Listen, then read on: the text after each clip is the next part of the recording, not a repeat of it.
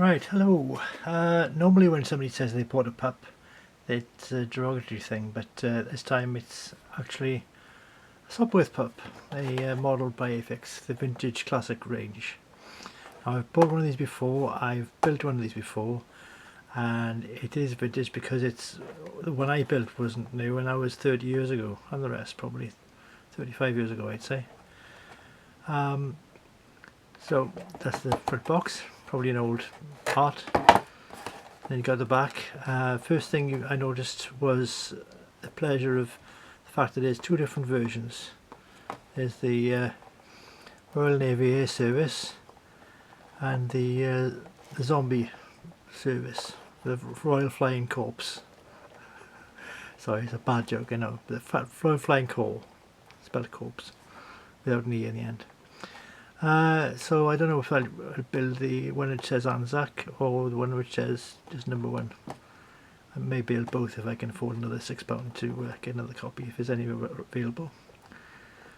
Right, the box, yeah, it's a red box, usual thing. Not that interested in boxes, but the decals, nice bright blue. I'm guessing that's what they were back in the day, 100 odd years ago. That's not a Czech or Netherlands roundel, that's for the wheels on one of the versions. It's nice they got some instrument, I'll get it a bit closer by now. Is it going to focus? Yeah. Got some instrument decals there. See them? Bear in mind this is an old kit and there's not much to be done. It's a small kit too.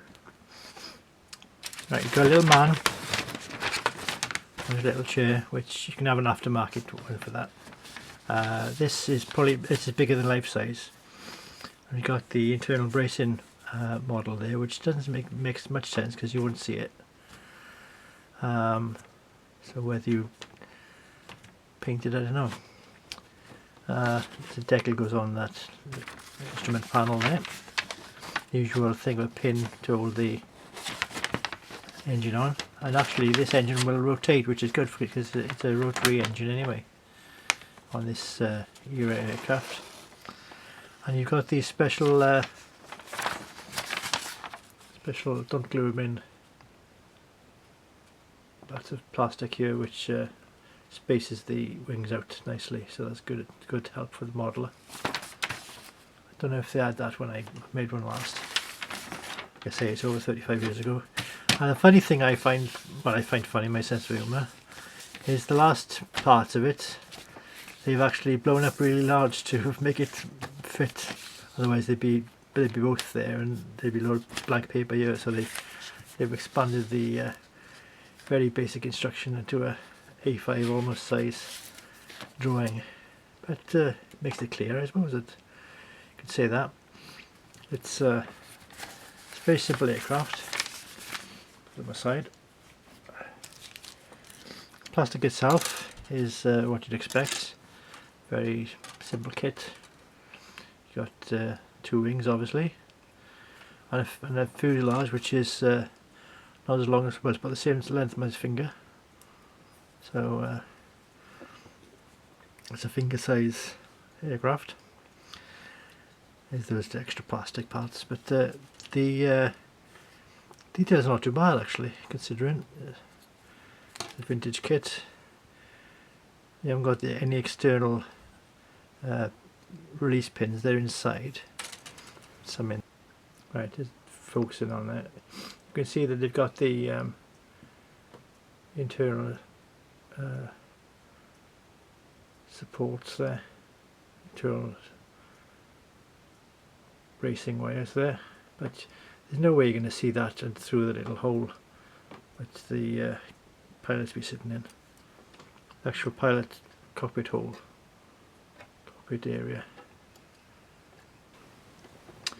The actual engine, I'd say, is a bit of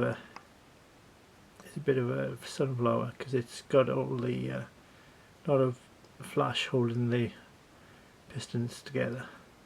They'll have to be carved out slightly, but there is room for moulded where the copper tubes would be between the different pistons.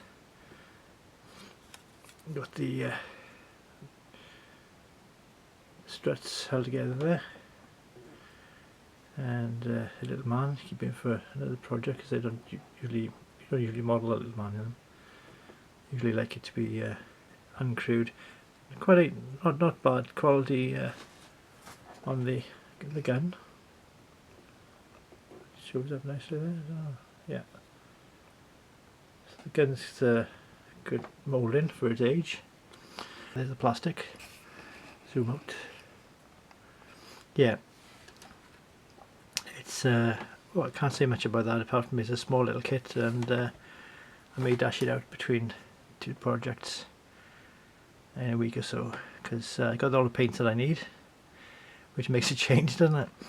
And there we are, the Sopwith Pup as re-released by Airfix. Thanks for watching, and cheerio. Bye bye.